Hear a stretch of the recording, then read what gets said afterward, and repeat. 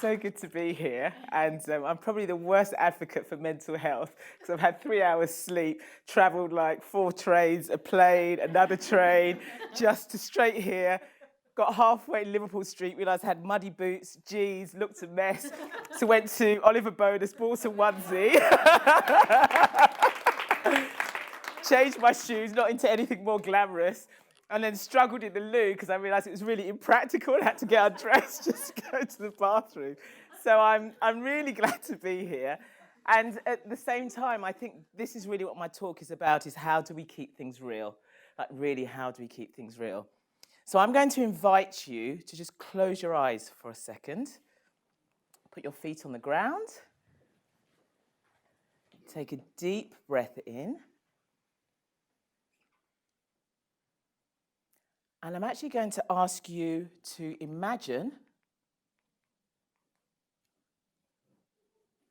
what it would feel like if you knew the day you were going to die.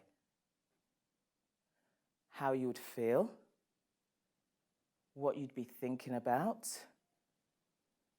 How would you spend that day? What would be going through your body? Are you calm? Are you panicked? And to just hold that lightly as you open your eyes. Now, as morbid as that might sound for some, when I was 24 years old, I woke up one morning and I knew that was the day I was going to die. Now, I didn't know it in terms of words in my head, but I felt it in my body. And I felt it because it was the calmest I had ever felt up until that point. It was just surreal, really surreal. And the reason it was surreal is because I was carrying so much that I just really wasn't aware of, that I think in that moment, when I decided that it was just time to let it go, it all went. And it was the first time I actually felt me. It's really one of these craziest things. And until you've been there, you don't really get it. It was just like everything lifted. I had nothing to worry about because it was all going to be over very soon. And I say 23/24 years old because my life was so numbed out that I know vaguely how old I was based on the age of my son. I had a baby boy who was between 1.5 to 2, and I adored him. It'd been a really challenging birth, adored him. And I can remember waking up, because we used to walk a lot. I lived near Tower Bridge in Wapping, and there were lots of canals and places you could cross over near the water. And every Sunday morning, we used to go for a walk in the pushchair. And when we talk about triggers and warnings, I didn't have any of those. I had a fear of water because I always used to feel it was calling me to just throw myself into it. Really bizarre feeling. And so I used to cross any bridge really quickly with him because it felt like it was literally pulling me. But that day, that fear lifted. And I can remember waking up, it was a really early morning, got him ready in his pushchair, and we walked to Tower Bridge. And I stood there, and I knew I'd reached this point that it was just time to jump, just to give in to that feeling. And I looked at my son in the pushchair, and I can remember thinking that if I left him behind, I'd be a really bad mother. And so the only right thing to do would be to take him with me, because the world was just such an awful place. And if I were not there, who would protect him? I was also a mum to 3 stepsons, but they had their dad and their mum was alive. So I kind of felt, and their grandparents, that whole bubble was there. But for my son, I felt like there wasn't anyone who would really look out for him any better than I could. So it was these crazy thoughts that went through my head because, and I remember, and I apologise if this is really startling or shocking for people, but I do want to be real about that moment, because I remember thinking that if I hit the water and he's still alive or anything happens to him, it freaked me out, the idea of me not being with him, me not being able to manage that. So I can remember he had one of those, I never used, those strap things that people buy for you if they walk or, I mean, he wasn't that kind of a child, but it was in the bottom of the pushchair, and I had my belt for my coat, so I thought if I tied him to me, then that means that I'd keep him with me. And then crazy things, I was like, do I smother him before I jump? what do I do to make sure that this is final and pain-free for him? Crazy, crazy thoughts. And then they got hysterical. And then I can remember looking at my handbag and thinking, what do I do with the house keys? What do I do with my wallet? What if somebody steals the wallet? What if somebody breaks into the house? Then my partner's going to find out that we've gone and then the house has been burgled. And then I was like, do I give my money away? It's like really crazy thoughts. And he was looking at me, gorgeous little boy, very happy child. Never slept, but very happy child. And he started laughing because I think he thought Mum was playing a game. And I had him in front of me. I remember it really clearly. And then all of a sudden I started to panic because people appeared on the bridge. And people never appear on the bridge at that time. But, when I look back on it, I kind of felt that we were being protected, but these tourists came and they were taking pictures. And I was like, God, they don't want a woman jumping off the bridge in the background of their pictures. So I better wait a little bit. And then I had this ridiculously long skirt on and things. And actually, the bridge is quite high. It's not like it is in the movie. So I was like, how do I get my leg onto the bridge? And it was insane. So I had all these crazy thoughts between hysterical, ridiculous, comical. It was just awful. And I can remember him laughing. And suddenly, just something clicked. And I thought, you have got to get off this bridge now. And I just literally grabbed him under an arm, dragging my stuff, ran down the side of the bridge, and then sat on this bench where we used to sit in the mornings, and he'd have his snack. And you're sort of shaking, and you're like, what the hell was that? Like, really? What the hell was that?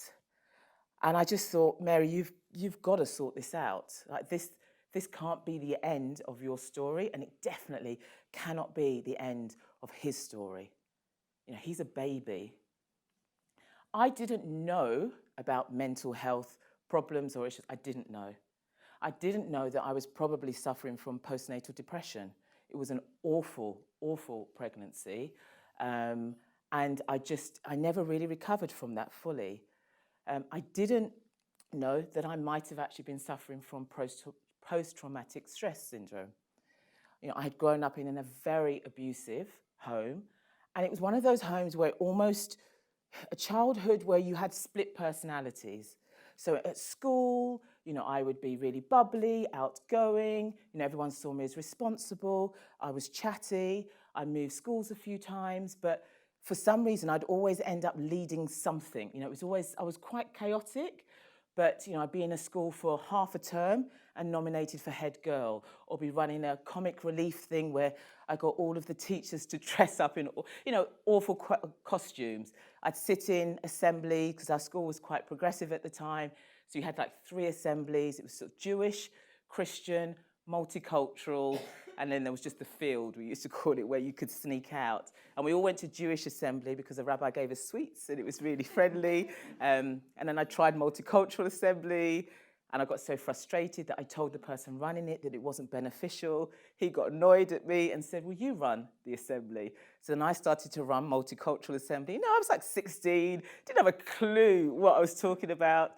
And the next thing I knew, I was running the Christian assembly. We had like 900 children. And that was Mary's life. It was really crazy. I started a tutoring business when I was 16. And it was crazy and fun and cool.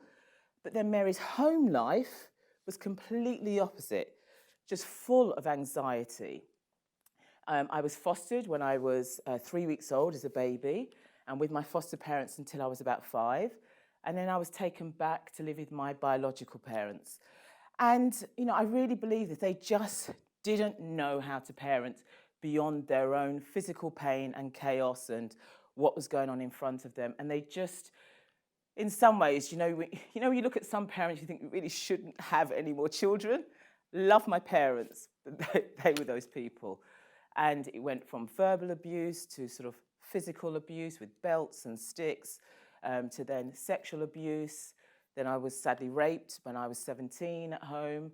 Then homeless for a while, taken into care by the school. And it was just all over the place. And nobody had a clue.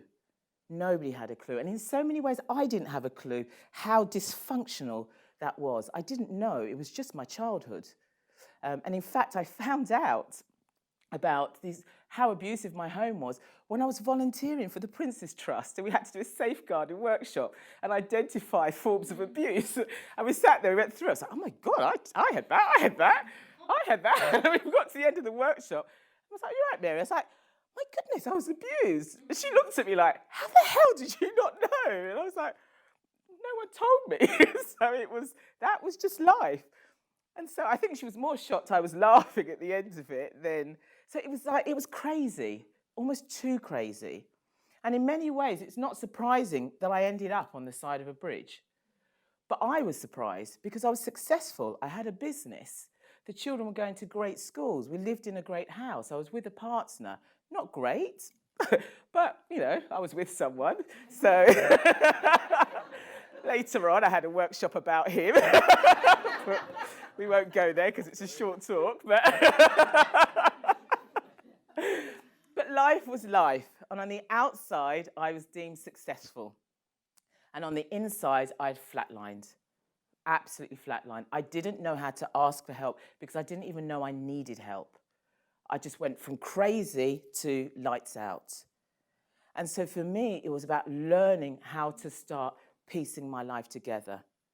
And part of my book around the 9 questions is this was not a microwave your life back together. Not at all. I'm still a bit like that. I mean, I've got a friend in the audience. She knows me. Everyone's like, Mary, your life is just crazy all the time. But I'm finding me in the crazy. I'm finding me in the wild. And I'm learning to love me in the heart of all of that and piece those bits together. And sometimes it looks phenomenal. And other times it's an absolute disaster. But it's okay. That's what I've learned. It's okay. And over the years, I started to ask myself some really big questions. First of all, it was about reflecting. Mary, what have you learned about yourself today? Because when I was sat on the side of that bridge, the thing that really sort of triggered it and clicked was that I remember, Shad Thames, there's a couple of great restaurants. And I was sat and I watched somebody going to work really early and he had the sort of checkered pants on. So I knew he was going to a restaurant and I thought, why is he going this early? And then, of course, I thought to prep. You spend hours prepping for sometimes quite a short service. And people don't, my stepson's a chef. I see how many hours he puts in to prep. And I thought, Mary, you're not prepping for your day. In fact, you're not prepping for your life. You're living a fast food life. Whiz, turn up, grab it, go. I'd wake up busy. I'd go to sleep busy. If I slept, my mind was busy. Everything was fast food energy. And I thought, you need to have a fine dining life. You need to prep. It was just as simple as that for me. And you need to figure out the right recipe, the key ingredients. I needed to be in nature. I knew that. Sometimes having too many people around me all the time, I couldn't think and I couldn't feel. So I knew that I needed that. Reflection was key for me. I knew at the end of the day, I really need to look at what I'd learnt. I started to ask myself, what do I need to accept? Stop trying to change and fight the things you can't change. What do I need to let go of? And really started to look at that. What did I want to invite into my life? What was my intention for the day? Where did I need to place my trust as well? And it was really looking at, and who am I? Because one thing I learned from my childhood and throughout life is we can be many things in a single moment. Many things in a single moment. Which is why you will never know what's going on for any other human being sat next to you across a boardroom table. You'll never know fully, because sometimes we don't even know ourselves. But we can be many things in a single moment. And this experience and my ongoing journey with my mental health, my adventure, has almost given me this superpower to be able to really empathize with a person can be calm and chaotic. They can be really with it and really not disconnected and connected. We can be the opposites in a single moment. So it's like, how do I come at things without assumptions and really meet things as they are in that moment, knowing there could be many other things going on behind it? I've done a lot of work since sitting with organisations, looking at their culture, looking at all of the different things that they've put in place. And I actually think we do really need to get honest and real about that. Some places I go, they give a great talk, but they're not walking it. It's not aligned. And they're really struggling to look at what does it mean? And I asked myself this, to create a caring culture, a genuinely caring culture. And we've heard a lot about that this evening, because it starts with ourselves. Our own self-care first, because we cannot give what we're not. So if we don't understand care for self, there's no way we can understand care for others. And the biggest gift this has given me is given me permission to be myself. It really has given me permission to accept that I am all of that and none of that. To accept that I have calmer moments and I have crazy moments. To really accept that I can be anything and do anything. That I can have moments of connection and moments of disconnection. I can be all of that. But it's allowed me to own that. To give myself permission to be me and to follow my passions, no matter how it looks on the outside. So, in some ways, and we hear this a lot and it sounds like a cliche, but this moment and the other moments throughout my childhood, because it wasn't just this moment, and other moments since the bridge, have really given me great insights into what it means to truly be alive. Really, really has. And insights into just other human beings. And I've worked in community projects, I've worked in organisations, I've done stuff with children, I've done stuff with retirement. It doesn't matter who you are dealing with, what age, we all want the same things. To be seen, to be heard, to be cared for, to be loved, to do things that make our hearts feel alive, to feel we belong. No matter where we are, we all want the same things. So I really, really believe it's time for us to get real and to really look at what it means to give ourselves first permission to be who we are and then open that up for the communities and spaces we work in. Thank you.